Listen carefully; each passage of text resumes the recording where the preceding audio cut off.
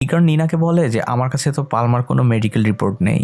তখন নিনা তাকে জানায় যে এই এয়ারপোর্টেই একটি হসপিটাল রয়েছে, সেখান থেকে সে চাইলে এই রিপোর্টটি করিয়ে আনতে পারে, আদারওয়াইজ তাকে এই প্লেনে উঠতে দেওয়া হবে না। ইগল পালমাকে নিয়ে ওখান থেকে দ্রুত চলে যায় এয়ারপোর্টের সেই ক্লিনিকে। ডক্টর পালমাকে চেক করে, আর সে চেক করে জানতে পারে যে পালমার কানে দুটো ইনফেকশন রয়েছে। এর ফলে ডক্টর আর পালমাকে মেডিকেল ক্লিয়ারেন্স দেয় না।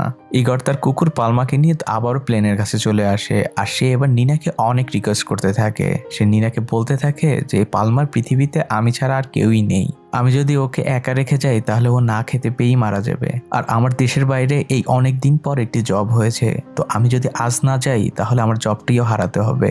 ইগর নিনাকে অনেকভাবে বুঝাতে থাকে। একটা পর্যায়ে ইগর নিনার পা পর্যন্ত ধরতে যায় যাতে সে পালমাকে যাওয়ার জন্য পারমিশন দেয়। নিনার পালমাকে দেখে খুবই মায়া হয়, তাই সে পালমাকে যাওয়ার পারমিশন দিয়ে দেয়। কিন্তু তখনই সেখানে সিকিউরিটি ইনচার্জ জুরিনা চলে আসে। ইগর যখন জুরিনাকে সবকিছু খুলে বলছিল তখন